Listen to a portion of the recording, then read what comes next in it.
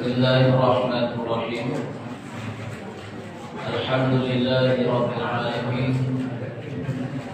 Wa bihi nasta'inu ala umuri dunya waddin. Asyhadu an la ilaha illallah wahdahu la syarika lah. Wa asyhadu anna Muhammadan 'abduhu wa rasuluh. La nabiyya wa la rasula ba'dah. Allahumma salli wa sallim wa barik ala sayyidina Muhammadin wa ala alihi wa ashabihi ajma'in. Amma ba'du. Bapak Ibu kaum muslimin, kaum muslimat jamaah kajian ba'da isya Masjid Al-Majru pada kita yang insyaallah diridhoi diberkahi Allah Subhanahu wa taala. Alhamdulillah, segala puji dan syukur senantiasa dan selalu kita aturkan kehadiran Allah Subhanahu wa taala yang telah mencurahkan begitu banyak nikmat kepada kita semua, baik itu nikmat duniawi maupun nikmat ukhrawi. Semoga kita termasuk hamba-hambanya yang mampu mensyukuri semua nikmat-nikmat yang dicurahkan kepada kita.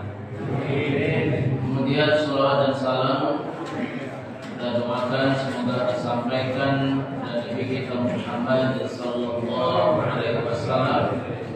Mari kita selalu mendoakan beliau dengan banyak salawat kepadanya, dan marilah kita berusaha untuk mengikuti sunnah-sunnahnya. Insyaallah dengan memperbanyak salawat kepadanya dan mengikuti sunnah-sunnahnya, insyaallah nanti kita akan mendapatkan syafaat harinya di yaumul qiyamah kelak. Bapak Ibu jamaah yang dimuliakan Allah, di malam hari ini kita pending dulu tema yang berkaitan dengan fikih keluarga karena ada request untuk pertemuan di malam hari ini kita akan membahas tentang zakat. Ada request ya tentang zakat. Jadi supir itu mana penumpang? Ya, supir mana penumpang? Oke, insyaallah hari ini kita akan membahas fikih zakat, ya, fikih zakat.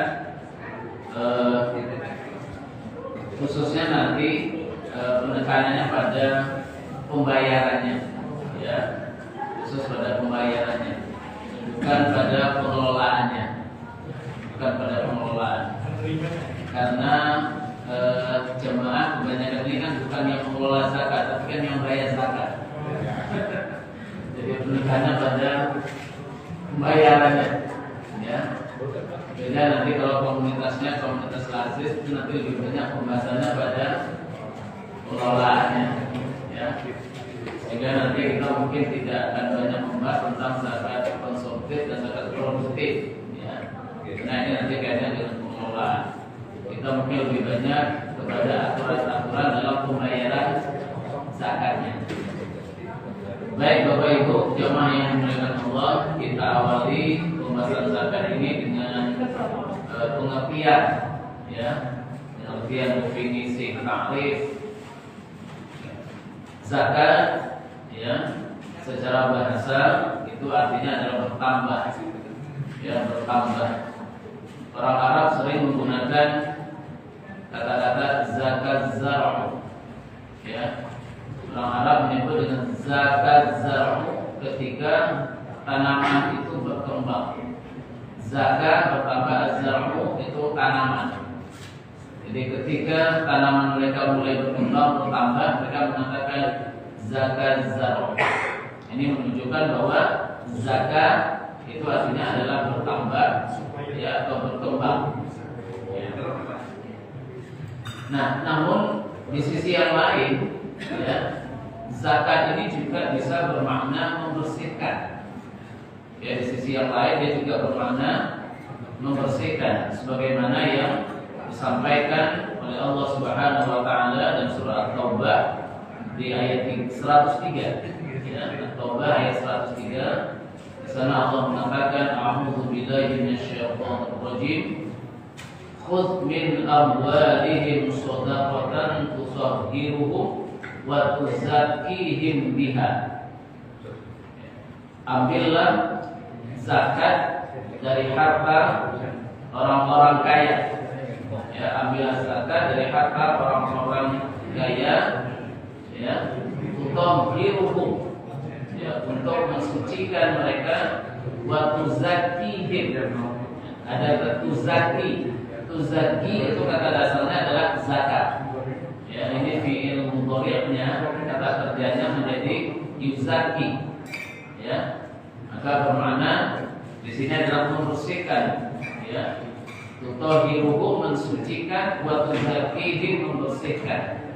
Ya, zakat itu berfungsi untuk mensucikan, membersihkan, ya, mensucikan jiwa, membersihkan jiwa dan sifat-sifat kekikiran, membersihkan diri dari dosa-dosa yang sudah dilaksanakan, terutama dosa berkaitan dengan harta yang kita dapatkan, lalu kemudian dibersihkan, ya, harta itu dengan zakat. Nah, maka zakat bisa bermakna bertambah, bisa bermakna membersihkan. Nah, adapun dalam arti istilah, ya, zakat dalam istilah fikih itu diterjemahkan atau didefinisikan adalah kewajiban bagi orang tertentu mengeluarkan harta tertentu setelah mencapai jumlah tertentu pada waktu tertentu dengan jumlah tertentu diberikan kepada orang tertentu. Jadi semuanya tertentu, ya, semuanya terbatas, tidak semuanya, ya. Nah, ini khusus untuk zakat mal, ya. Kita hanya bicara tentang zakat mal, tidak bicara tentang zakat fitrah hari ini, yaitu zakat mal. Jadi zakat di luar bulan Ramadan, ya, bukan zakat fitrah yang kita sering bayar di Ramadan itu. Ini zakat harta, zakat mal. Ya. Kewajiban bagi orang tertentu itu disebut dengan muzaki. Ya, muzaki. Jadi muzaki itu adalah orang yang sudah terkena kewajiban zakat. Ya. Mengeluarkan harta tertentu yang disebut dengan harta wajib zakat. Ini menunjukkan bahwa tidak semua harta yang kita miliki itu wajib dizakatkan. Tidak semua jenis harta. Ya, hanya harta tertentu. Nanti akan kita bahas harta apa saja termasuk harta terkena zakat. Setelah mencapai jumlah tertentu, jadi harta yang terkena zakat tadi itu sudah kita miliki dengan jumlah tertentu yang disebut dengan nisab. Ya, jadi harta itu harus mencapai nisab. Jadi nisab itu jumlah minimal yang kita miliki. Kalau sudah mencapai nilai itu, maka terkena zakat. Terus kemudian masih ada lagi pada waktu tertentu. Artinya kita mencapai jumlah tertentu itu sudah dimiliki sampai waktu tertentu yang disebut dengan haul, yaitu 1 tahun. Jadi harta tertentu itu sudah mencapai nisab dan sudah dimiliki. Ya, ketika mencapai nisab itu sudah dimiliki 1 tahun. Ya, 1 tahun. Disebut dengan haul. Kemudian, ya, dikeluarkan zakatnya, ya, dengan kadar tertentu yang disebut dengan kadar zakat. Jadi mengeluarkannya juga ada hitungannya, tidak semau kita, tapi ada hitungannya. Itu disebut dengan kadar zakat. Terus diberikan pada orang tertentu. Artinya tidak boleh diberikan pada sembarangan orang. Ada orang-orang yang tidak boleh diberi zakat. Ya. Misalnya anak tidak boleh berzakat kepada orang tuanya, atau orang tua nggak boleh memberi zakat kepada anaknya, suami nggak boleh memberi zakat kepada istrinya, istri nggak boleh berzakat pada suaminya, gitu. Jadi ada orang tertentu yang hanya berhak menerima zakat, yang nanti yang disebut dengan asnaf yang 8. Ya, asnaf 8. Nanti akan kita bahas. Nah, jadi Bapak Ibu, harta yang terkena zakat itu tidak mudah sebetulnya. Ya, tidak mudah. Karena apa? Karena hartanya tidak semua harta ya yang terkena zakat. Kalau kita memiliki harta yang terkena zakat, itu pun baru kita zakatkan ya kalau sudah mencapai jumlah tertentu disebut dengan nisab tadi itu. Kalaupun sudah mencapai nisab juga belum otomatis terkena zakat. Harus dimiliki dulu selama 1 tahun. 1 tahunnya itu terhitung setelah mencapai nisab. Ya. 1 tahunnya itu terhitung setelah mencapai nisab. Misalnya begini, hari ini katakanlah nisabnya ya, nisabnya itu 85 gram emas. Ya, 85 gram emas. Berapa harga emas murni ya, emas batang, emas batangan? Katakanlah hari ini lebih kurang ya, saya juga nggak tahu harganya. Misalnya 1 juta, lapangannya saja ya. 1 gramnya 1 juta. Berarti nisab harta kita itu ada senilai 85 gram emas, berarti 85 juta. Kalau hari ini ya di rekening kita itu ada uang minimal 85 juta, berarti harta kita itu sudah mencapai nisab. Maka mulai hari ini kita hitung setahun yang akan datang. Nah, dihitung 1 tahun yang akan datang. Kalau hari ini tanggal 11 ya, 11 September, maka nanti baru dizakatkan di tanggal 11 September 2023. Ya, jadi 1 tahun kita miliki setelah mencapai nisab itu.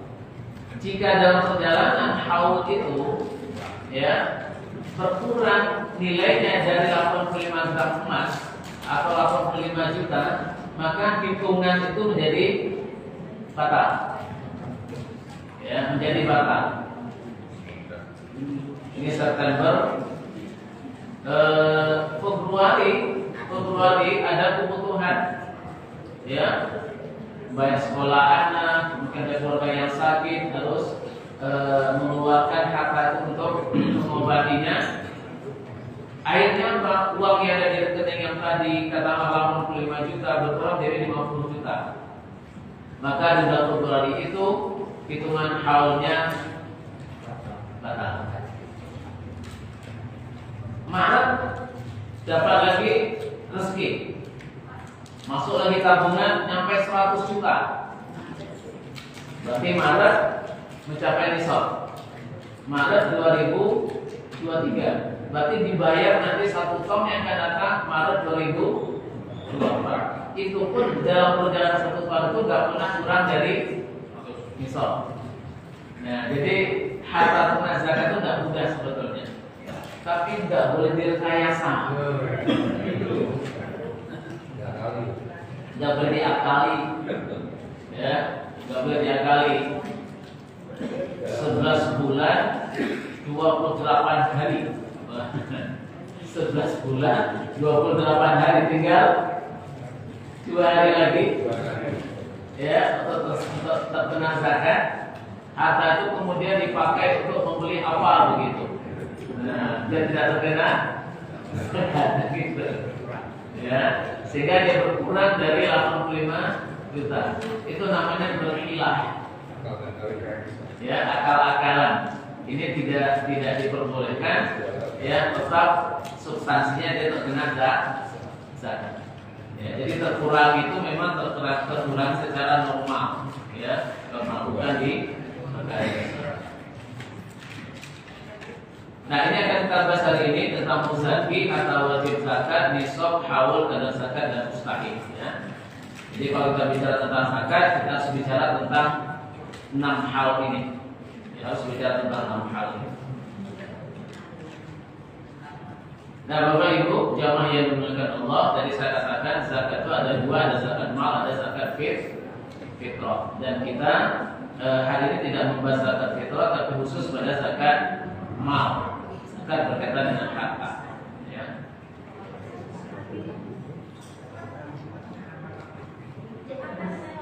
Nah, siapa itu muzaki? Ya, siapa itu orang yang wajib terkena zakat? Menurut jumhur, orang yang terkena zakat itu adalah dia beragama Islam. Berarti yang tidak Islam tidak terkena zakat. Dan memiliki harta secara penuh. Ya, memiliki harta secara penuh. Secara penuh itu artinya adalah ini memang milik kita penuh, bukan milik bersama dengan yang lainnya. Ya, milik penuh. Dan juga ini bukan pinjaman. Ya, bukan pinjaman. Bukan uang pinjaman. Uangnya banyak sih, tapi pinjaman itu bukan uangnya dia. Itu hutang. Ya. Jadi kalau hutang itu yang menzakatkan justru yang mempiutangi. Ya, yang punya. Ya, saya punya uang 1 miliar ini. Amin, Pak ya. 1 miliar. Terus saya utangin pada seseorang, ya, Pak Jurnalis, ya, Pak Jurnalis itu uang 1 miliar ini, saya utangkan. Uang 1 miliar itu yang menzakatkan saya, bukan Pak Jurnalis. Meskipun uangnya ada pada Pak Jurnalis, tapi saya yang menzakatkan. Ya, itu zakat piutang, ya, namanya zakat piutang. Nah, terus baik anak-anak, ya, meskipun orangnya belum dewasa, tapi dia punya anak, dan anak ini punya harta banyak, ya, seperti yang sekarang tuh siapa tuh yang paling nyanyi di istana itu? Farel. Lah, itu uangnya banyak dari ini, ya, padahal belum dewasa. Ya. Anak-anak terkena zakat karena yang dizakatkan bukan orangnya tapi hartanya. Ya, terkena zakat. Meskipun dia anak yatim. Anak yatim kan banyak yang kaya. Ya kan? Iya. Orang tuanya kaya raya udah meninggal. Ya kan? Meninggal terus kemudian bagi warisan. Dia anak yatim tapi kaya. Ya. Dia anak yatim tapi kaya. Maka dia terkena zakat. Karena hartanya itu tadi sepanjang mencapai nisab tadi. Bahkan orang gila pun terkena zakat. Jadi orang gila itu bukan lepas dari hak waris. Bisa saja dia gila tetapi dapat warisan. Atau gila saking banyaknya harta.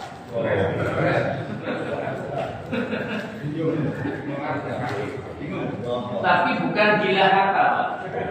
Beda lagi ya. Bukan gila harta, ya. Dia gila disebabkan mungkin karena saking banyaknya harta bingung mau diapain ini, ya. Nah, itu artinya bahwa zakat mal ini, zakat harta itu berkaitan dengan hartanya, bukan berkaitan dengan orangnya. Maka tidak ada mukallaf di dalam zakat mal.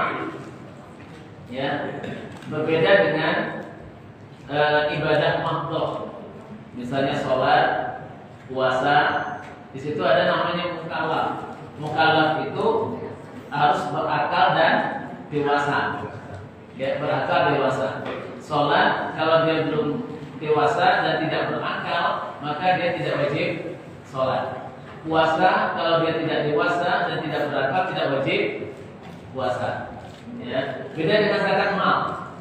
Zakat mal ini baik dia dewasa atau tidak, waras atau tidak akalnya, tetap terkena zakat. Karena dizakatkan adalah hartanya. Nah, ada beberapa dalil yang bisa kita ungkapkan di sini. Yang pertama, tu'khadhu min aghniyahim wa turdu ila fuqaraihim. Jadi zakat itu tu'khadhu, diambil min aghniyahim, dari orang-orang kaya, di antara mereka. Ya, artinya orang yang punya uang dari umat Islam. Nah, dari dalam tafsirannya artinya itu adalah orang mukmin, orang Islam. Wa turadu ila fuqaraihim, dan dikembalikan atau diserahkan kepada juga fakir miskin yang beragama Islam. Terus hadis Tirmizi mengatakan man walla yatiman lahu malun falyattajir lahu wa la yatruku hatta ta'kulahu shadaqah. Barang siapa yang menjadi wali dari anak yatim, barang siapa yang menjadi wali dari anak yatim, lahu malun, di mana anak yatim itu punya harta, ya, falyattajirlah, hendaklah dikelola hartanya itu, ya, wala yatrukuhu, janganlah dibiarkan hartanya itu, ya, habis dimakan zakat, hatta ta'kulahu shadaqah, ya, jangan harta itu sampai habis dimakan zakat. Artinya apa? Punya uang 1 miliar, nggak dikelola, nggak diinvestasikan. Akhirnya pas setiap tahun dikurangi 2,5%. Tahun depan 2,5% lagi. Tahun depan 2,5% lagi. Lama-lama uangnya habis. Maka kata Rasulullah, kalau menjadi wali dari anak yatim yang punya harta banyak, kelola harta itu, jangan sampai tiba-tiba hartanya habis sampai batas minimal nih, sampai 85 juta dari 1 miliar. Jadi jangan sampai habis. Itu artinya apa? Ya, harta anak yatim pun itu terkena zakat. Jadi harta anak yatim terkena zakat. Dan zakat ini tujuannya adalah agar harta itu berkembang. Karena kalau tidak dikelola, dia terkena zakat. Maka mau nggak mau harus dikelola, mau nggak harus diinvestasikan biar tidak habis. Ini juga zakat bisa memacu untuk kita mengelola apa yang kita miliki. Nah, Bapak Ibu jamaah yang dimuliakan Allah, itu tadi muzaki, ya, muzaki dari zakat mal. Nah, sekarang ada harta yang terkena zakat. Harta yang terkena zakat itu hanya 6. Ya, tidak semua harta terkena zakat. Yang pertama adalah emas, perak, dan uang. Emas, perak, dan uang. Yang kedua hewan ternak. Ya, hewan ternak itu pun nanti tidak semua hewan ternak. Hasil pertanian itu pun nanti tidak semua hasil pertanian. Harta dagangan ini terkena zakat. Barang temuan itu terkena zakat. Barang tambang itu juga terkena zakat. Jadi hanya 6 hal ini yang terkena zakat. Kita bahas satu persatu tentang zakat emas, perak, dan uang. Berapa nisabnya? Ya, berapa nisab emas, perak, dan uang itu? Kalau emas, ya, emas ini adalah uang dinar zaman dahulu. Itu adalah 20 dinar. 20 dinar itu, satu dinarnya adalah 4,25 gram. Sehingga 20 dinar itu 20 kali 4,25 gram sama dengan 85 gram. Ya, ini yang mayoritas mengatakan 85 gram. Meskipun ada pendapat yang lain nanti mungkin mengatakan 96 dan seterusnya. Tapi mayoritas ulama, ya, mengatakan bahwa nisab emas itu adalah 85. Ya, nah, nanti berbedanya adalah 1 dinar itu berapa gram? Bedanya itu di situ. Dalam menentukan gram 1 dinar, di situ nanti bedanya. Ya, saya ambil yang mayoritas saja. Yang mayoritas mengatakan 85. Kalau nanti panjenengan pernah mendengar ada yang mengatakan 96, itu memang di situ ada khilafiyahnya. Ada khilafiyahnya. Sedangkan perak, nah, perak ini adalah uang perak dirham namanya. Itu adalah 200 dirham. 1 dirhamnya itu 2,975 gram. Sehingga 200 dikali 2,975 itu sama dengan 595 gram, hampir 600 gram perak. Ya, hampir 600 gram perak itu kalau dalam bentuk perak. Nah, sedangkan dalam bentuk uang, kalau uang itu senilai harga 85 gram emas. Maka tadi kita katakan emas batangan hari ini berapa gitu.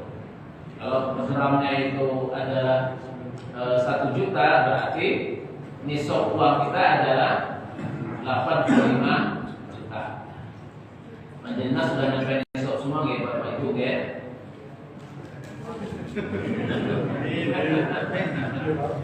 Loh, kalau nggak nyampe nisab nggak perlu dibahas ini Pak. Yang request. Minimal yang request ya. Padahal yang request semuanya padahal. Nah, ini nisabnya. Terus kemudian pakai haul nggak? Ternyata pakai. Ya, zakat emas, perak, uang itu ada haulnya. Artinya harus sudah dimiliki selama 1 tahun. Ya, seperti tadi kita hitung tadi ya. Ada zakatnya berapa? Hanya 2,5%. Ya, hanya 2,5% selama 1 tahun. Ya, 2,5%. Ini zakat emas, perak, dan uang. Bagaimana dengan emas perhiasan? Ya, berarti kan emasnya emas batangan nih. Ya, emas simpanan. Ya, emas simpanan. Ya, yang disimpan. Bukan emas jawang ya. Kalau emas dalam bentuk perhiasan, ya, maka mazhab Maliki, Syafi'i dan Hambali mengatakan perhiasan, ya, perhiasan emas maksudnya perabot yang terbuat dari emas dan lain sebagainya yang dipakai, ya, perabotnya yang dipakai, perhiasannya dipakai, maka tidak dikenai zakat. Nah, jadi kalau dipakai itu tidak terkena zakat. Lain halnya kalau punya emas perhiasan banyak, tapi dia punya toko emas. Toko emas kan punya banyak nih. Nah, kan jual emas ini, yang punya siapa? Yang punya kan punya toko. Berarti dia punya perhiasan banyak, ya, tapi diperdagangkan. Maka nanti dia masuk zakat perdagangan. Zakatnya nanti zakat perdagangan, karena itu diperdagangkan. Bukan disimpan, ya, bukan disimpan. Nah, dasar yang dipakai oleh 3 mazhab ini adalah hadis Rasulullah yang diriwayatkan oleh Tabrani, laisa fil huliyyi zakatun. Ya, tidak ada zakat di dalam harta emas dalam bentuk perhiasan. Ya. Nah, khusus untuk mazhab Syafi'i di situ ada kecualian, yaitu kecuali perhiasan yang disimpan, ya, atau tidak untuk dipakai, tapi hanya disimpan sebagai kekayaan yang suatu saat nanti kalau butuh duit dijual, meskipun dalam bentuk perhiasan, maka tetap terkena zakat. Ya, jadi kalau beli emas itu dalam bentuk perhiasan, ya, untuk perhiasan, tujuannya apa? Disimpan, nanti ketika butuh duit akan dijual. Nah, maka ini bukan dipakai namanya, tapi ini disimpan. Kalau disimpan berarti terkena zakat. Karena zakat itu adalah harta simpanan, ya. Zakat itu adalah harta yang tersimpan, yang tidak terpakai itu terkena zakat. Ya. Tapi kalau istri simpanan tidak terkena zakat.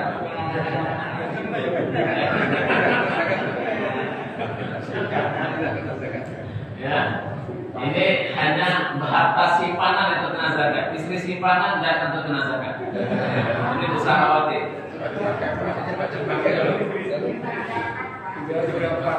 Ya,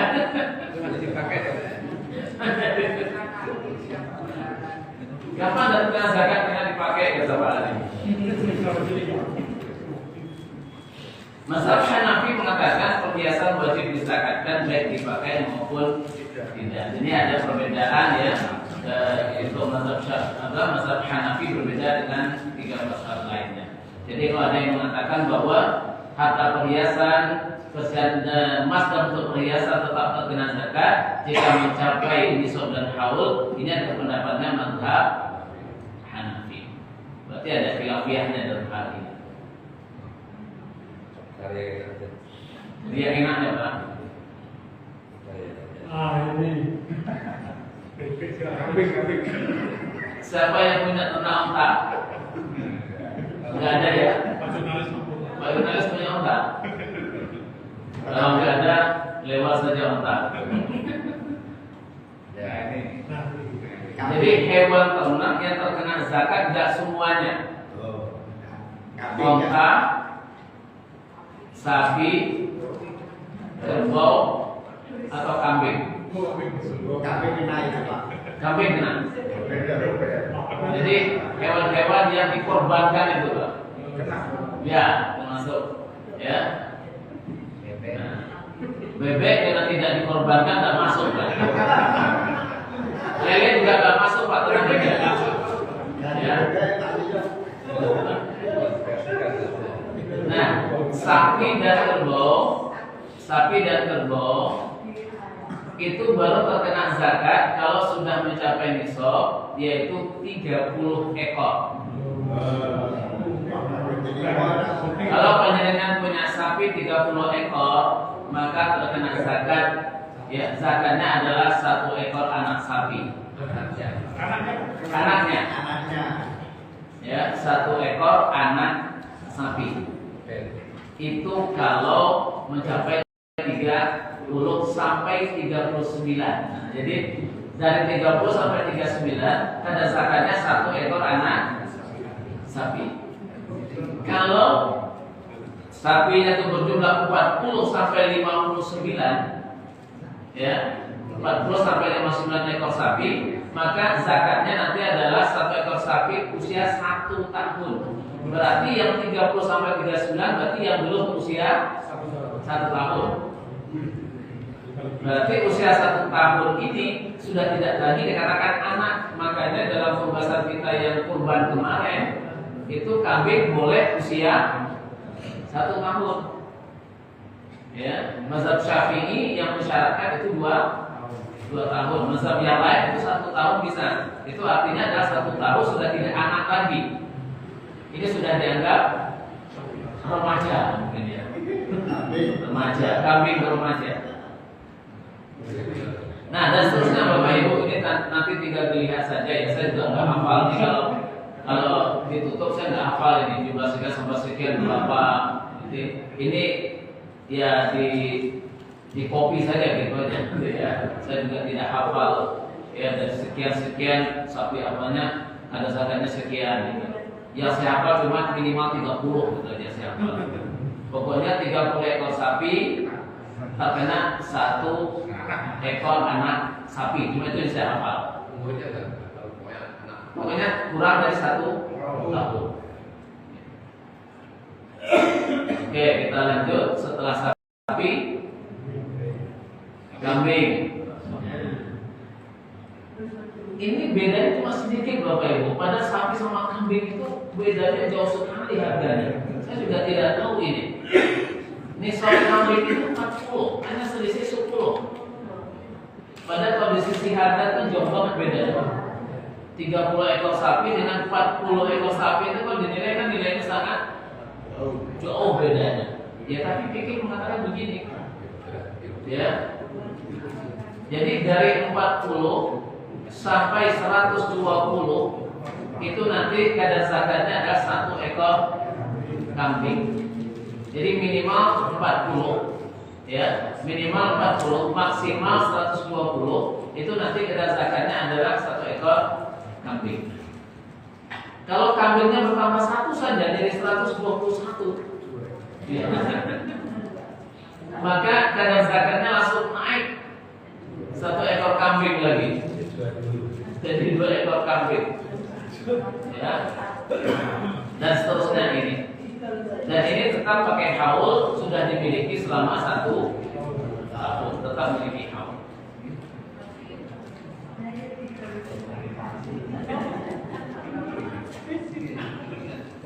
Ya. Jadi ketentuan dalam zakat hewan ternak ini adalah hewan ternak dikenakan zakat setelah mencapai haul 1 tahun ya, pakai haul. Yang kedua, hewan ternak yang dipekerjakan tidak dizakati. Maka tadi kita sampaikan sesuatu kalau dipakai itu tidak terkena zakat. Emas dipakai tidak terkena zakat. Ya, kalau hewan dipakai untuk bekerja maka dia tidak terkena zakat. Laisa fil maqaril awamil shadaqah. Ya, tidak ada di dalam sapi yang dipakai itu zakatnya. Ya. Hewan ternak selain unta, sapi dan kambing tidak dizakati. Jadi bebek tidak dizakati, ayam tidak dizakati, lele tidak dizakati, nila tidak dizakati. Tetapi ya silakan dimakan sendiri atau disedekahkan ke orang lain. Kalau itu diperdagangkan, nah masuk nanti zakat perdagangan. Bebeknya banyak. Iya, bebeknya banyak itu nggak terkena zakat sepanjang itu dimakan sendiri. Atau diundang orang-orang, ayo kita makan bebek di rumah, nggak apa-apa, nggak kena zakat. Tapi kalau itu dijual dan itu memang profesinya adalah dagang bebek, ya, dibeli, diternak hanya berapa bulan, dijual lagi, beli lagi anak-anaknya. Kalau untuk telur gimana Pak? Dijual lagi, Kita ambil telurnya dan dijual telurnya bukan Telur gimana? ya perdagangan, ya telurnya perdagangan, ya telurnya perdagangan, gitu. Nah bebeknya karena tidak diperdagangkan, ya bebeknya kena zakat kalau itu dijual ke ekor tidak apa-apa.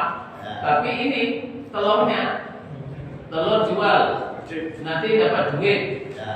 Duit nanti masuk ke rekening. Sampai di shop Nanti maksudnya. kena juga zakatnya. Ya. Beda kalau yang sudah dikena zakat itu nggak terkena lagi, dijual nggak terkena zakat lagi. Ya. Jadi nggak bisa kita. Kalau saya mau ngambil sekedar ya, selanjutnya saya punya barang, tapi barang itu barang kredit. Nah, itu kapan kita kena zakat? Nah, barangnya apa? Barangnya mobil Hah? atau rumah. Mobil nggak kena zakat, Rumah. nggak terkena zakat.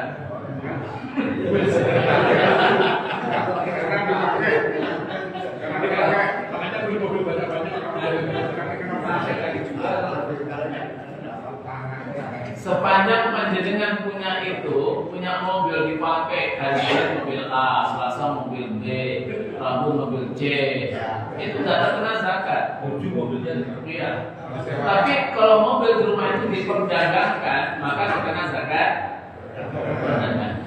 Kalau mobil itu nggak dipakai, cuma koleksi, ketika nanti butuh duit, jual itu berarti simpanan. Berarti menyimpan kekayaan dalam bentuk mobil. Itu terkena zakat. Termasuk rumah itu tidak kena zakat. Sepanjang dipakai, tidak terkena zakat. Ya. Kalau rumahnya itu disewakan, yang terkena zakat adalah hasil sewanya itu. Rumahnya nggak dizakatkan, karena dipakai. Maka filosofi zakat itu adalah jangan sampai kita membiarkan harta itu habis.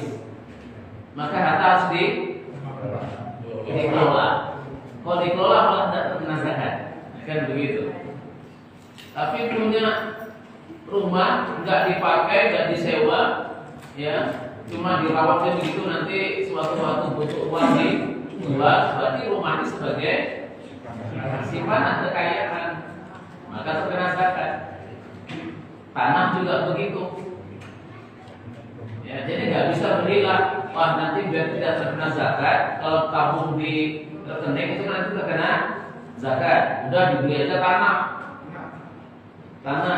terkena zakat. Kalau tanah itu dibeli hanya untuk simpanan, terkena zakat juga. Jadi Allah tuh nggak bisa dihapusi gitu.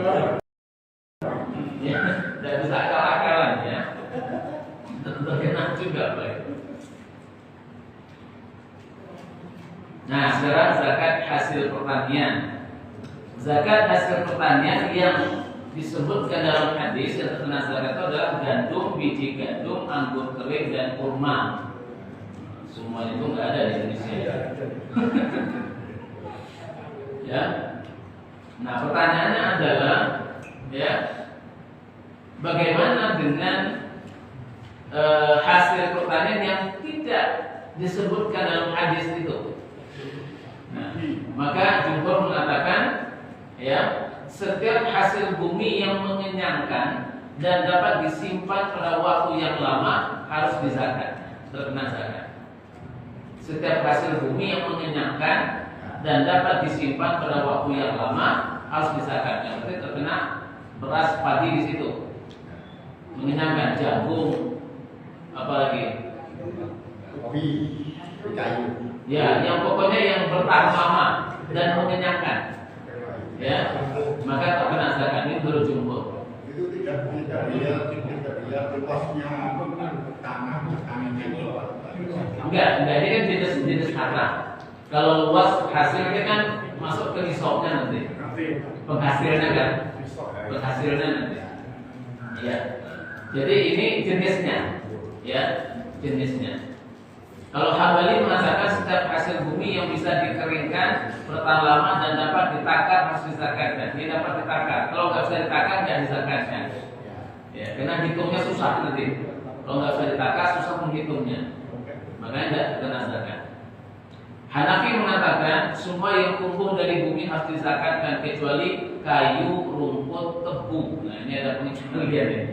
Ya, kayu, rumput dan tebu ini menurut mazhab Hanafi. Kalau kita merujuk ke jumhur, ya, itu adalah semua hasil bumi yang mengenyangkan, nanti menjadi makanan pokok kita.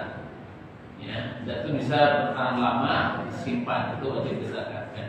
Maka beras itu terkena zakat. Artinya hasil tani dalam bentuk padi itu, ya, itu terkena zakat.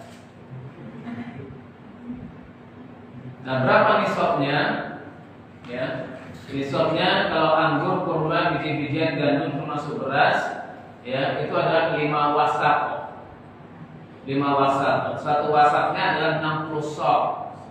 Sedangkan satu soknya adalah 2,175 kg. Maka 5 wasak itu adalah 5 kali 60 kali 2,175 sama dengan 652,8. Digenapkan jadi 653 kg. Ya, 653 kg beras. Jadi kalau menghasilkan sebanyak ini maka terkena zakat. Ada haul enggak? Nah, khusus untuk hasil pertanian maka tidak menggunakan haul. Ya, waktu haqqahu yauma hasodih. Ya, berikan haknya atau keluarkan zakatnya itu yauma hasodih, di hari panen. Jadi hari panen ini tidak pakai haul. Nah, ini nanti akan menjadi patokan juga nanti zakat profesi. Ya, dikiaskan ke sini nanti tak pakai haul. Hari panen itu hari gajian. Ya.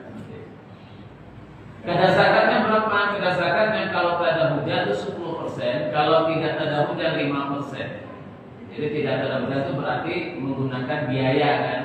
Biaya. Kalau menggunakan biaya zakatnya lebih kecil. Kalau tidak menggunakan biaya zakatnya besar. Jadi kalau kita lihat ini zakat pertanian ini kasihan banget petani hari ini. Ya kan? 653 kg itu cuma berapa duit Pak? Berapa duit cuma kira-kira itu? Ya. Padahal panennya per 3 bulan itu. 3 bulan sekali. Zakatnya besar lagi. Itu kalau hari ini dilihat. Tapi zaman dahulu orang kaya itu yang punya sawah ini. Ya, karena zaman dulu orang kaya yang punya petani ini dulu kaya. Petani itu dulu kaya. Ya. Kita juga dulu mungkin awal-awal Indonesia ini ya, yang kaya itu para petani. Petani itu kaya. Cuma sekarang setelah ada profesi-profesi yang lain, maka petani jadi kalah. Dulu petani, peternak itu kaya dulu. Ya, orang kaya dulu ya dagang, tani, ternak. Maksudnya dagang, tani, ternak.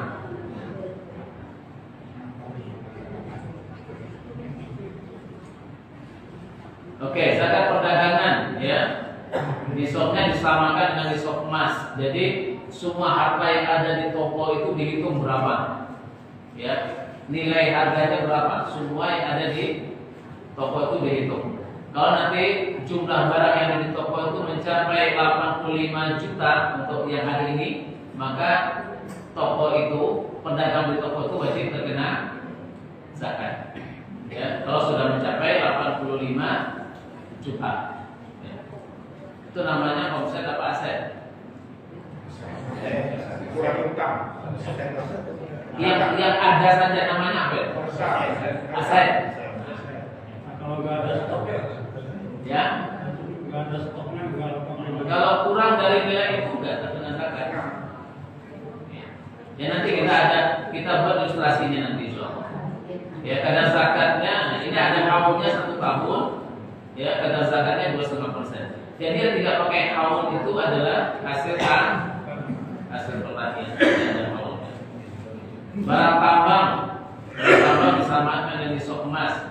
Haulnya tidak menggunakan haul juga. Jadi kalau hasil bumi itu baik itu pertanian maupun barang tambang dari bumi itu juga tidak terkena haul. Ya.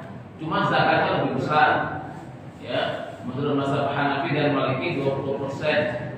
Tapi mazhab Syafi'i dan Hambali ini mengatakan 2,5%. Ada perbedaan.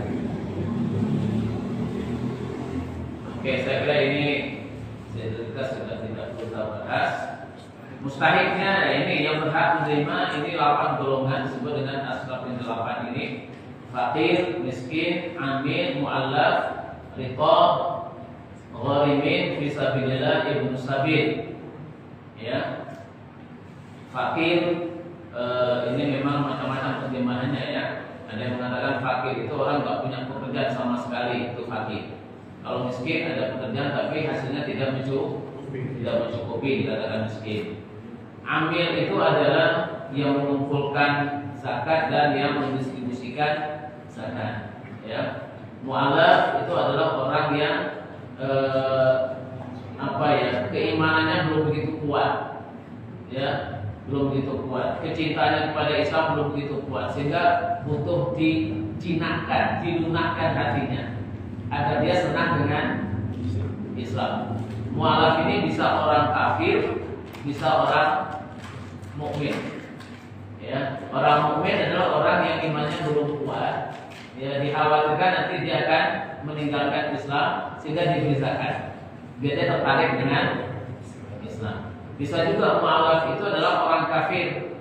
Orang kafir yang perlu dilunakkan hatinya biar tertarik dengan Islam. Nah, ini juga terkena berhak menerima zakat. Ya. Riqabnya adalah orang yang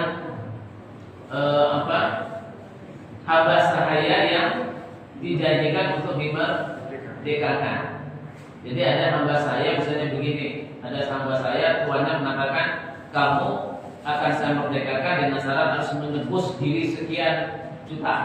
Nah, berarti dia butuh uang untuk menebus dirinya, maka dia berhak menerima zakat. Gharimin, orang yang berhutang di jalan Allah. Ya, misalnya ada orang yang sedang pendidikan, ya, menempuh pendidikan, terus kemudian kehabisan biaya kuliah. Nah, maka dia bisa mendapat zakat itu. Dia berhutang untuk bayar kuliahnya, dia berhutang di mana-mana lah gitu ya. Pinjam temannya sini, pinjam temannya di sana. Hutangnya banyak untuk bayar SPP. Ya, karena SPP-nya mahal gitu. Maka dia kebeli hutang untuk pendidikan. Itu bisa dikatakan gharimin. Ya, bisa dikatakan gharimin. Jadi orang yang berhutang di jalan Allah untuk kebaikan, ya, dia berhutang untuk kebaikan, itu gharimin. Tapi orang kalau hutang bangun rumah enggak, Pak. Hutang beli mobil mewah enggak. Berhutang juga namanya, ya. Tapi enggak berhak mendapat zakat. Fisabilillah, ya, fisabilillah ini dalam banyak tafsir adalah jihad fisabilillah. Orang yang jihad di jalan Allah, berperang di jalan Allah sehingga dia meninggalkan pekerjaannya tidak menghasilkan, sementara dia meninggalkan istri, meninggalkan anak. maka untuk menafkahi istri dan anaknya biar fokus perang, maka dia diberi zakat. Karena kalau dia tidak diberi zakat akan pulang Pak jadi duit. Lah ini anak istri dikasih makan apa? Nah maka biar fokus perang, udah nggak usah mikir anak istri sudah dijamin lewat zakat. Itu fisabilillah. Ibnu Sabil, ya, ini orang dalam perjalanan musafir menuju yang baik, ya, terus kemudian dia kehabisan bekal, nah maka dia bisa menerima zakat. Ini orang-orang yang menerima zakat. Ya. Tapi kadang-kadang orang menerjemahkan lebih umum, ya, fisabilillah itu nanti masuk sampai guru-guru ngaji, ustaz itu dianggap fisabilillah gitu. Nah, padahal tidak punya mobil Pak. Ibnu Sabil, mahasiswa-mahasiswa dikasih zakat. Saya dulu kasih zakat itu waktu jadi mahasiswa. Ya. Padahal apa? Padahal dapat dapat kiriman. Dapat kiriman. Jadi terlalu luas ya. Kalau seandainya guru-guru ngaji kita berikan ustaz dengan zakat, pastikan dia orang yang tidak mampu. Ya, karena ketidakmampuannya. Kenapa? Karena dia memfokuskan dirinya untuk mengajar Al-Quran. Memang harus begitu. Kalau tidak dikasih zakat, itu nanti nggak ada orang yang mau mengajar Al-Quran. Jadi hidup itu memang dibagi. Ada bagian yang mengajarkan ilmu, mengajarkan agama, ada yang nyari duit.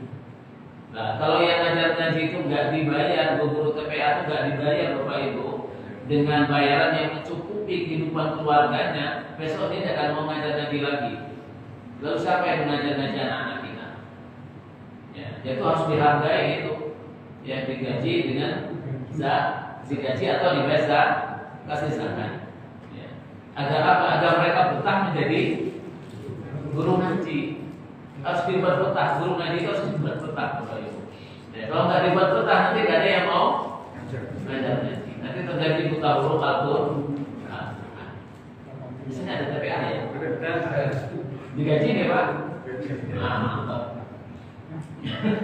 Kalau nggak begitu nanti susah dari gurunya. Oke Bapak Ibu, ini dasar hukum tadi yang Asnam yang 8 ya, atau ayat 6. Kita langsung saja, banyak pembahasan kita, permasalahan kontemporer lagi. Bolehkah zakat sebelum haul? Nah, jadi sebelum 1 tahun boleh nggak kita bayar zakatnya? Ada sebuah hadis yang diriwayatkan oleh Tirmizi, ya, bahwasanya Ibnu Abbas sa'ala Nabi sallallahu alaihi wasallam bertanya pada Nabi fi ta'jili shadaqatihi, dalam hal menyegerakan zakatnya qabla an tahula, sebelum haul. Farafasalahu fi dzalik, lalu Rasulullah memberikan keringanan terhadapnya yang demikian itu. Jadi boleh kita bayar zakat sebelum waktunya.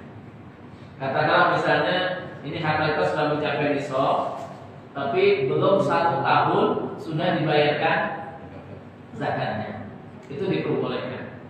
Ya, tapi syaratnya adalah harus sudah mencapai nisab. Sebelum mencapai nisab maka belum boleh dibayar zakatnya. Ya, harus mencapai nisab dulu. Zakat profesi. Zakat profesi ini zakat yang muncul kemudian ya. Yang muncul kemudian. Kenapa muncul ini? Karena orang melihat ya, dulu Pak petani itu ketika panen aja hanya 600 kg hanya berapa sih duitnya terkena zakat. Masa orang hari ini yang gajinya 1 bulan itu 5 juta, puluhan juta kok nggak terkena zakat? Harus menunggu haul, itu kan rasanya nggak adil gitu. Dokter spesialis misalnya gitu, terus macam-macam lah pokoknya ya. Nah, jadi kayak apa, honorarium, upah, jasa, ya, dan semua penghasilan diperoleh dengan cara yang halal baik rutin maupun tidak, artinya bisa bulanan, bisa 2 bulanan, 3 bulanan, ya. Nah, ini dasarkan pada sebuah hadis Tirmizi, man istafada malan fala zakat alaihi hatta ayyahula alaihi al-haul. Barang siapa mendapatkan harta dari usahanya, maka tidak ada zakat baginya sampai mencapai haulnya. Jadi berdasarkan hadis ini, zakat profesi itu sebetulnya juga harus mencapai haul sebetulnya. Harus ada haulnya. Tetapi untuk di Indonesia, ya, ini nanti banyak pendapat gitu, kaitannya dengan zakat profesi ini. Ya, coba kita lihat beberapa pandangan ya terhadap zakat profesi ini, kaitannya dengan nisab, kadar zakat dan haul. Ini kan kalau kita bicara tentang zakat kan tidak boleh lepas dari nisab, kadar zakat, kemudian haulnya. Abu Hanifah, Imam Malik, Abu Zahra, Abdul Wahab Khalaf, Abu Yusuf itu mengatakan bahwa zakat profesi itu nisabnya senilai 85 gram emas, zakatnya 2,5%. Haulnya 1 tahun, tapi mulai menghitungnya terhitung dari awal harta itu diperoleh. Jika setelah 1 tahun mencapai nisab, maka dikeluarkan zakatnya. Jadi zakat profesi itu ya tidak menghitung haul itu setelah mencapai nisab. Artinya nisabnya sampai hari ini sudah dihitung 1 tahun yang akan datang. Tapi zakat profesi itu dalam putaran 1 tahun itu, kalau mencapai nisab dalam 1 tahun itu terkena zakat. Misalnya begini, gajinya 1 bulan itu 5 juta. Berarti kan dalam 1 bulan tidak mencapai nisab ya. 1 tahun berapa? 5 kali 12 60, berarti tidak mencapai nisab. Nah, kalau gajinya 10 juta 10 juta setiap bulan tidak mencapai nisab. Tapi kalau ditotalkan selama 1 tahun, jumlahnya menjadi 120 juta. Berarti ini adalah zakat profesinya terkena. Karena dalam 1 tahun mencapai nisab. Apa bukan simpanannya? Gimana? Dalam 1 tahun itu punya simpanan, hanya simpanan, sisa simpanannya itu yang benar. Tidak. Kalau itu kan zakat uang, zakat harta simpanan. Harusnya itu kan tidak diterima sebulan. Itu kan perbulan kan dipakai. Pakai ada lagi 3 bulan itu ada yang keluar, yang nambah, kan.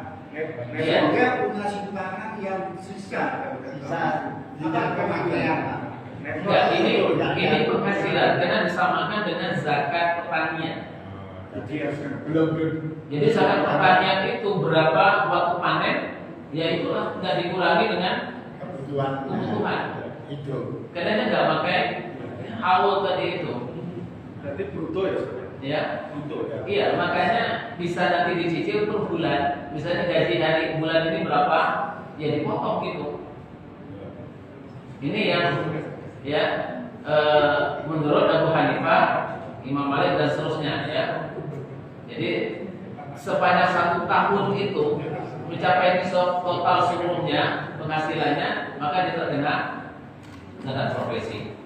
Ya. Jadi tidak dikurangi kebutuhannya, karena itu ada zakat penghasilan.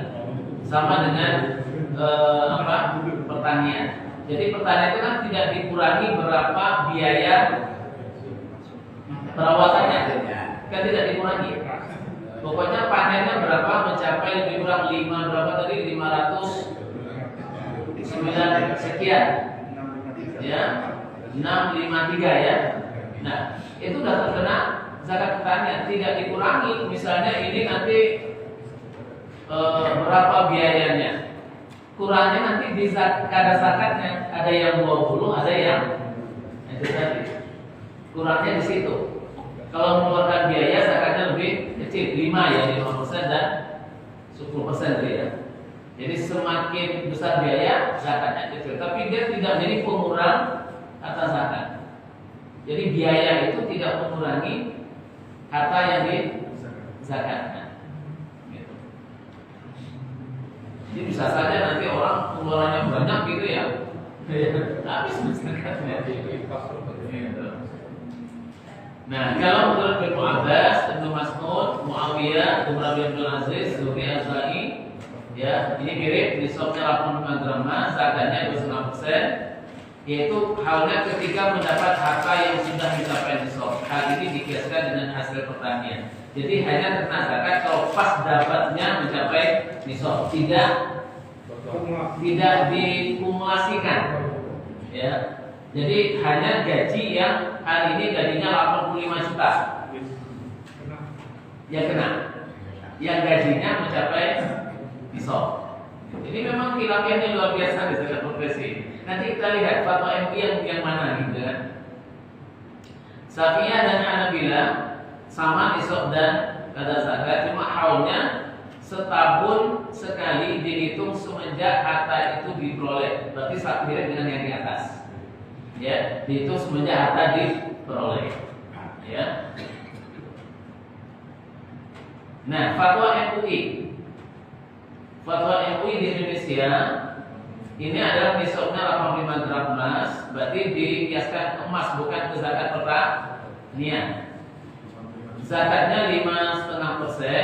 Nah ini saat menerima, ya zakatnya dibayar saat menerima. Jika sudah mencapai nisab, dibayar saat menerima itu. Jadi kalau gajinya sudah mencapai nisab, dibayar saat menerima itu. Jika gajinya belum mencapai nisab, maka dikumpulkan 1 tahun. Ya. Jadi kalau sudah mencapai nisab, dibayar saat gajian. Sehingga di akhir tahun nanti nggak bayar lagi. Setiap bulan kena zakat, setiap bulan kena zakat, setiap gaji terima zakat, ya. Setiap terima gaji kena zakat. Nanti di akhir tahun sudah tidak. Itu kalau gajinya sudah mencapai nisab. Tapi kalau gajinya belum mencapai nisab, itu dikumulasikan selama 1 tahun. Berarti ini mirip dengan pendapat yang pertama tadi kan, dikumulasikan selama 1 tahun. Ya. Maka setelah 1 tahun, ya jumlah penghasilan yang mencapai nisab maka terkena zakat. Nah, kalau isu Kordowi itu mengkiaskan ke zakat beras malam. Jadi kalau yang begini Pak, ini banyak terkena zakat profesi ini. Nisabnya bukan 85 juta tetapi 653 gram beras. 1 gram beras berapa Bu? Beras yang rata-rata jadi dari perumahan 12 kali 653. Ayo Pak Roman. 12.000 kali 653 kg. 7 juta 800. Loh, cuma 7 juta loh Pak. Jauh banget dengan zakat emas. Hanya 7 juta. Tapi ini asas keadilan justru di sini karena disamakan dengan pertanian yang tanpa haul kan pertanian tadi. Berarti orang yang gajinya hari ini 7 juta atau 8 juta terkena zakat profesi. Menurut Yusuf Kordowi. Jadi adilnya menurut Yusuf Kordowi adalah kiasnya bukan pada emas, tapi kiasnya pada pertanian. Ya, karena dia tak pakai haul tadi. Penghasilan, zakat penghasilan tadi itu kan penghasilan zaman dulu kan petani gitu. Ya, maka pada hari panenan, maka Yusuf Kordowi mengatakan ya disamakan dengan zakat pertanian. Tapi lucunya kadar zakatnya dengan zakat emas lah, ini juga agak konsisten. Kadar zakatnya 2,5% mestinya berapa tadi? Ya, 10 dan 5. Mestinya kan begitu. Setahun sekali, ya, di setahun sekali agar tidak memberatkan maka diajukan setiap bulan sekali. Jadi dicicil biar tidak memberatkan. Nah ini perdebatan tentang zakat profesi ya. Ini mungkin kita coba menghitung yang ini aja Bapak Ibu. Langsung saja ini banyak banget pembahasan zakat masalah zakat saham. Ini salah satu Pak Udin yang paham ini. Maria kalau zakat pertanian apa tidak dikurangi utang? Misalnya petani untuk mengelola dari utang. Tidak, itu nanti pengaruhnya kepada zakat. Jadi kalau dia mengeluarkan biaya banyak dalam mengelola pertanian itu, nanti kadar zakatnya lebih kecil. Iya, kecil. Tapi kalau dia tidak mengeluarkan biaya hanya tanda hujan, kadar zakatnya besar. Oh, Tapi nisabnya tetap nisabnya segitu. 653. Iya, cuma mempengaruhi di kadar zakat. Nah, kalau perdagangan pada kita sudah bayar PPN, bayar PPH segala macam. Jadi protesan tentang menteri keuangan. Iya, betul. Terus bagaimana itu? Iya, jadi di Indonesia zakat itu pajak dan yang lain-lainnya itu bisa jadi pengurang harta yang terkena zakat, bukan pengurang kadar zakat, tapi pengurang harta yang terkena zakat. Pak, maksudnya misalnya begini, Pak Yunalis punya uang 1 miliar, mestinya kan 1 miliar terkena zakat ya, dizakatkan. Tapi kalau sudah bayar pajak, bayar macam-macam begitu untuk kepentingan umum ya di negara ini, terkeluarkanlah di situ 100 juta. Maka zakat yang dibayar oleh Pak Yunalis bukan 1 miliar, tapi 1 miliar dikurangi 100 juta. Jadi berapa? 900 juta. 2,5% dari 900 juta itu ada zakatnya. Itu di Indonesia begitu. Jadi dia sebagai pengurang harta terkena zakat, bukan pengurang kadar zakatnya. Itu juga berlaku terbalik ya, Pak. Jadi kalau orang mau membayar pajak, Iya. kalau dia bisa menunjukkan bahwa dia sudah membayar zakat, Zakat. pajak harus dibayar. Iya. Gitu. Kalau ingin yang umat Islam, Ada yang lebih penting. kalau ingin yang umat Islam itu pajak itu sudah mengurangi kadar zakat, pengennya begitu. Katakanlah dia terkena zakat tahun ini 100 juta misalnya, dan dia sudah membayar pajak 50 juta, berarti zakatnya 350. Pengen umat Islam begitu. Tetapi undang-undang zakat tidak berrekomendasi begitu. Undang-undang zakat sekarang sudah keluar ya, dalam keluarnya itu menjelaskan bahwa harta pajak, harta yang bayar jumlah bayar pajak kita itu bisa menjadi pengurang harta yang terkena zakat. Begitu Pak Yunus. Jangan protes ke saya ya. Saya hanya menyampaikan. Bikin undang-undang.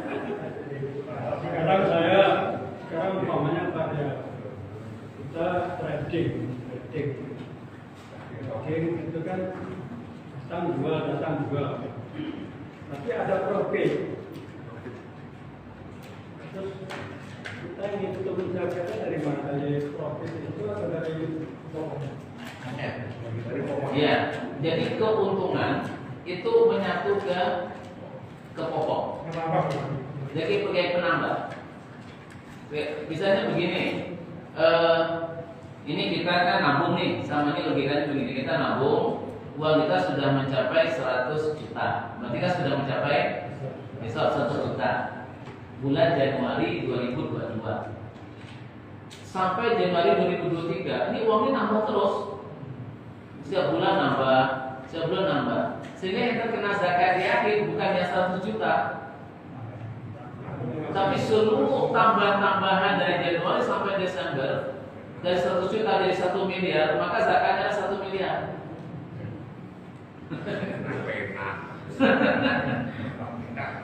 Jadi kalau takut terkena zakat, jangan ditambah uangnya. Bagikan ke orang mungkin.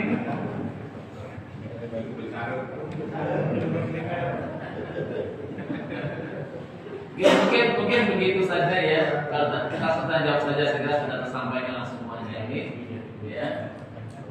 Jadi istilahnya begini ya. Jadi kalau di perdagangan itu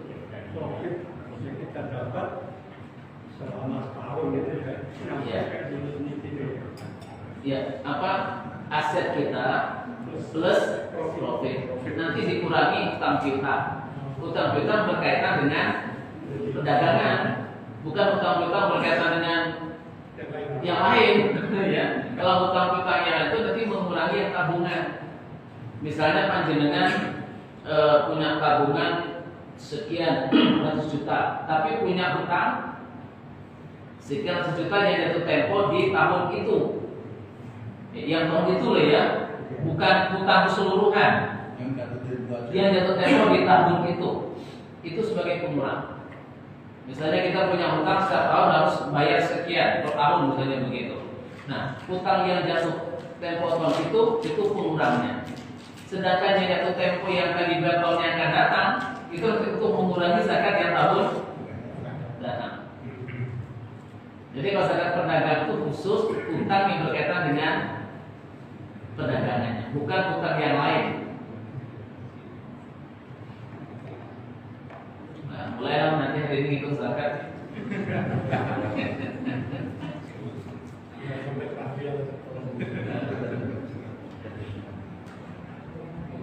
Ibu-ibu,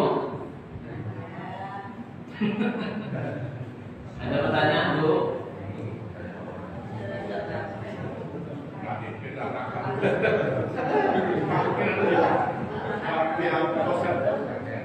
Jadi sebabnya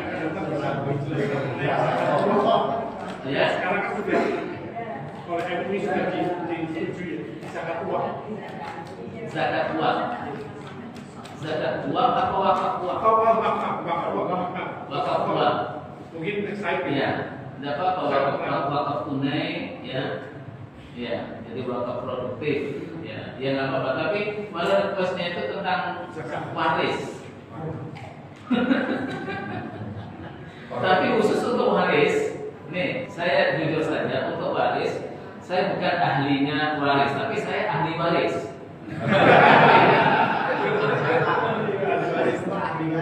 Saya ahli waris, tapi bukan ahlinya waris. Sehingga nanti untuk tema waris, nanti saya minta teman yang ngajar tentang ilmu waris. Biar yang menyampaikan itu yang ahlinya. Kalau saya tuh hanya tahu yang kasar-kasarnya saja, ya kasar-kasarnya. Ya, dia nanti yang ahli di bidang waris nanti selalu menyampaikan. Nanti biasa yang mencarikan, Pak, nanti orangnya nanti tak bawa ke sini insya Allah. Dan saya biasa begitu kalau di kajian-kajian misalnya tentang warisan, saya mesti bawa beliau untuk menjelaskan itu. Biar disampaikan oleh ahlinya. Karena saya tidak mengajar ilmu waris, ya. Cuma dapat ilmu waris waktu kuliah, tapi enggak ngajar. Yang saya tahu cuma yang gampang-gampangnya saja, ya. Jadi kalau sudah masuk ke persoalan hitungan-hitungannya itu nanti, nah itu agak kelimat itu. Ya nanti biar yang ahlinya saja. Ada lagi. Perdagangan. Itu kan kita kan kena PPN 11%, PPH 0,5%. Itu kalau diakumulasikan, itu kan kita nggak bisa bayar zakat, karena zakat kan 2,5%.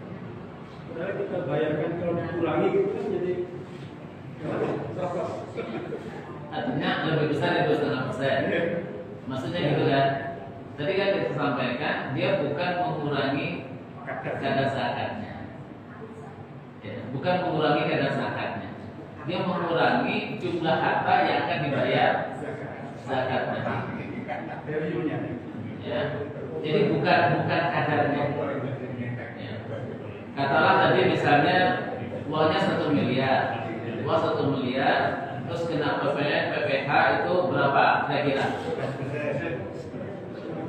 Berapa persen? 11%. Berapa duit? 11% berarti 110 juta. Ya. Nah, nanti 1 miliar dikurangi 110 juta. juta. Sekali 2 Ya, jadi uangnya 1 miliar tadi, ya, Kali 2,5%. itu dikurangi dulu, ya, 110 juta, sehingga sisanya menjadi 890. Nah, zakat yang dibayarkan adalah 2,5% dari 890.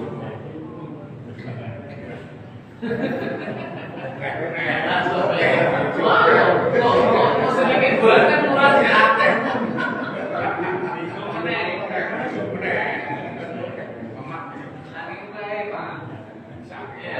Jadi inginnya umat Islam itu di Indonesia itu seperti yang diinginkan Pak Jurnalis. 11% itu mengurangi 2,5%, berarti sudah nggak ada zakat lagi. Kita lebih banyak dari zakat, itu yang diinginkan tapi belum dikabulkan. Satu lagi kan, kalau ada orang mestinya sudah kena kewajiban zakat 10 tahun yang lalu, nah tidak pernah bayar. Nah, sekarang standar mau bayar zakat. Kita juga gimana? Iya, di pondok sekarang bayarnya.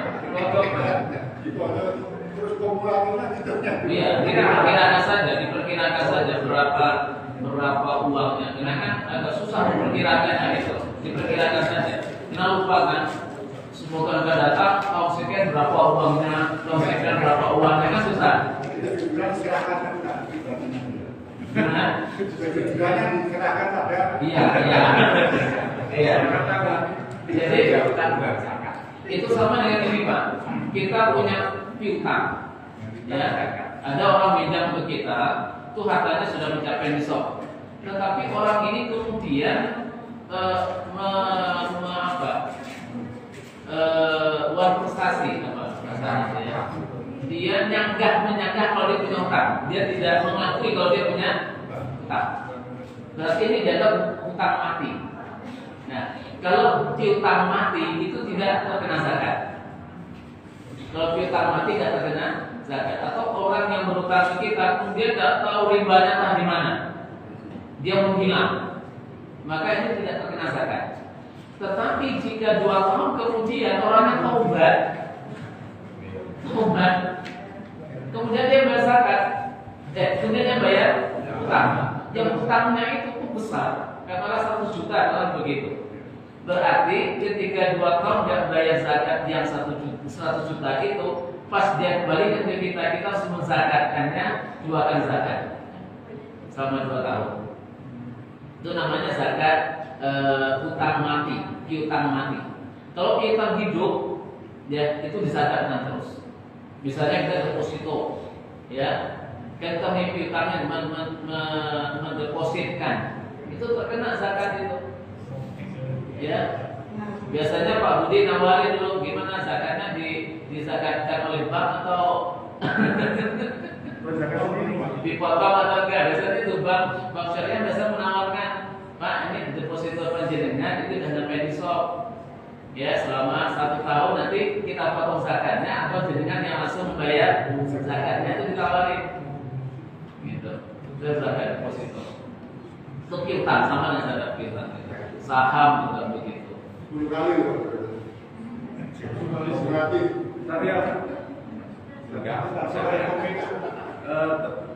Saya ingin menanyakan tentang mustahik tadi ya, Pak Asna, terkait dengan fikih kontemporer yang pengertian tentang amil seperti pegawai Basda, Basnas, itu kan mendapatkan gaji, berarti dia akan berzakat. Nah, yang terjadi di masyarakat dari dulu dan sekarang, ini panitia masjid, panitia yang dititipi, kebetulan kemarin Al-Fajrul hari Jumat kemarin sudah membagikan. Nah, ini apakah panitia itu dikatakan amil atau tidak? Begitu. Terima kasih. Ya. Kalau kita ingat legal-legalan, amil itu ditunjuk oleh pemerintah secara resmi. Secara resmi. Ya, itu kelompok legal-legalan. Ya, maka hari ini tidak ada amil zakat di masjid di mana namanya UPZ. Namanya UPZ.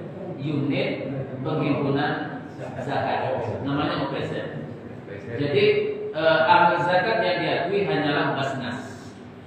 Kemudian di bawah Basnas. Kota. Nah, yang lain-lainnya itu menjadi UPZ-nya. Lazisnu. Itu dulu diperjuangkan yang lazis. Lazis itu kan swasta. Kalau basis itu negeri, pemerintah. Nah, maka kemudian lazis kan proses nih. Iya. Justru yang besar itu justru lazis. Dari basis lebih besar lazis.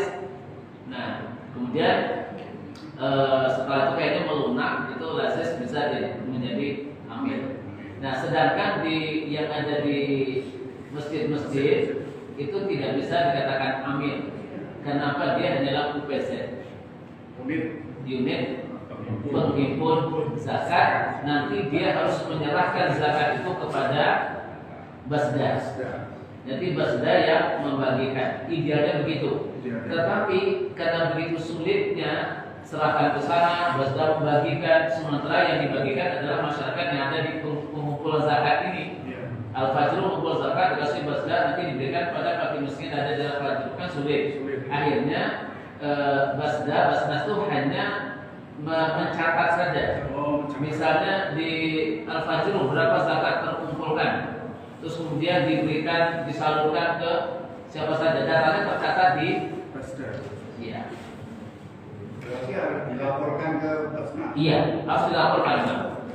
Saat ini harus begitu, sehingga negara itu bisa memprediksi ya potensi zakat itu berapa, potensi zakat di Indonesia. Kenapa tidak begitu? Tidak terdeteksi. Ya. Lebih bagus mana daripada begitu kan kita juga susah. Sekali kali serahkan ke Basnas atau ke Lazis. Iya, tapi Basnasnya yang susah. Tapi Basnasnya susah bagiin. Bisa saja.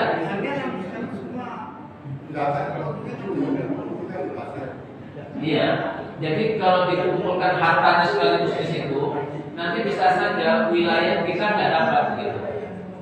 Jadi pemerataannya yang susah. Request nggak bisa. Request nggak bisa. Ya. Nah, makanya biar harta zakat yang ada di Al-Fajr itu tersalurkan kepada fakir miskin yang ada di wilayah Al-Fajr. Nah, maka hanya melaporkan administrasinya saja. Ya, PZ Al-Fajr terkumpul sekian potensi zakatnya dan disalurkan sekian. Itu tercatat di Basnasnya. Itu untuk mempermudah dalam pendistribusian. Kalau kita kabupaten kota ya. Ya, Basda. Tapi itu memang harus ada itunya MOU PZ-nya. Ya. Jadi kita termasuk di yang mana diakui, PZ-nya diakui gitu. PZ-nya Diakui, tidak hanya sembarangan PZ. Nah, di Basnas itu atau di Lazis Basis itu, ya itu juga tidak semuanya amil. Amil. Misalnya di Solo Peduli ya, Solo Peduli. Yang saya tahu karena saya sebagai Dewan Syariah di Solo Peduli, itu enggak semua karyawan Solo Peduli sebagai amil. Jadi hanya beberapa orang ditunjuk amil dan dia memang khusus ngurusin pengumpulan zakat dan pendistribusian zakat. Oh yang itu administrasi kata gitu digaji sebagai profesi. Ya, profesi sebagai karyawan. Gitu. Saya pun tidak amil. Bukan amil. Ya, bukan amil di situ. Jadi amil itu nanti ada tersendiri gitu, ada SK tersendiri. Ya, amil itu ada SK tersendiri. Tidak semua karyawannya menjadi amil. Tidak semua yang ada di Basnas itu amil, enggak. Jadi khusus orang-orang yang betul-betul menghimpun dan menyalurkan. Itulah yang berhak menerima. Berarti yang betul-betul mengumpulkan dan membagi itu justru di masjid ya Pak? Ya. Dia berarti yang harus ambil itu yang ada di masjid. Mestinya begitu. Tapi kan kita legal formalnya itu tadi. Kalau menjadi amil di sini harus tercatat sebagai amilnya di Basnas itu. Ya, nanti dicatatkan Iya. Iya. Biar dapat ya. Jadi harus betul. Mengumpulkan Iya. tugasnya ambil kan itu. Iya. Betul. Kalau Jadi saya daftar apa? nah, iya. Ya nanti monggo lah nanti ke Basnas coba ya ke Basnas nanti bisa koordinasi ke Basnas gimana cara kami sekian. Gimana caranya agar ini bisa legal begitu? Ya monggo silakan. Ya, teknis nanti seperti apa? Apakah bisa di sini menjadi amil dari bisnis itu nanti monggo. Untuk teknisnya saya tidak begitu paham Bapak Ibu, teknis apa? MOU-nya tidak begitu paham. Tapi legal formalnya seperti itu. Pak, Ya. saya ini kan setiap bulan mendapat gaji. Itu kebiasaan langsung potong 2,5%. Sewaktu-waktu saya mau berhutang, misalnya 2 juta, apakah hutang saya itu langsung dipotong 2,5%? Dengan zakat enggak? Utang. Iya, saya hutang. Ya. Kan saya terima 2 juta. Ya. Apakah langsung saya Tidak. Jadi uang utang itu tidak terkena zakat. Yang berzakatnya adalah yang mempiutangi jenengan. Ya. Karena itu bukan milik penuhnya jenengan. Kalau jenengan aja berhutang, orang berhutang itu orang nggak mampu. Maksudnya tidak mampu kau terkena zakat. Jadi yang berzakatnya siapa? Yang mempiutangi. Yang mempiutangi. Jadi kayak kalau di bank syariah itu kan pembiayaan ya, pembiayaan. Dia tidak terkena zakat. Siapa yang menzakatinya? Yang punya harta yang dengan pakai untuk pembiayaan itu, yaitu deposan itu. Maka deposan terkena zakat. Sudah deposito, ya sudah sampai haul, sudah nisab terkena zakat. Jadi jenengan tidak berzakatkan lagi karena itu bukan uangnya jenengan. Justru hutang itu jadi pengurang harta terkena zakat. Hutang itu sebagai pengurang. Begitu Bapak Ibu. Monggo nanti hitung-hitung lah. Tapi untuk yang tadi dibahas, saya kira perlu ditindaklanjuti guys. Ya, biar ada legal formalnya. Siapa tahu nanti di sini bisa ada amilnya gitu kan. Ya bisa mendapatkan.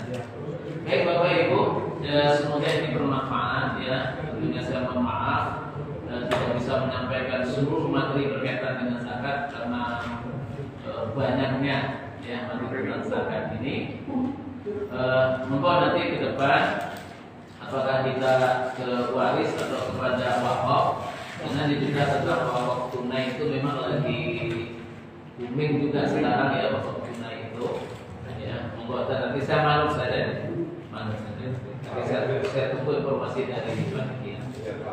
Baik, begitu Bapak Ibu, mari kita akhiri dan kita tutup. Kita jadi dengan alhamdulillah dan doa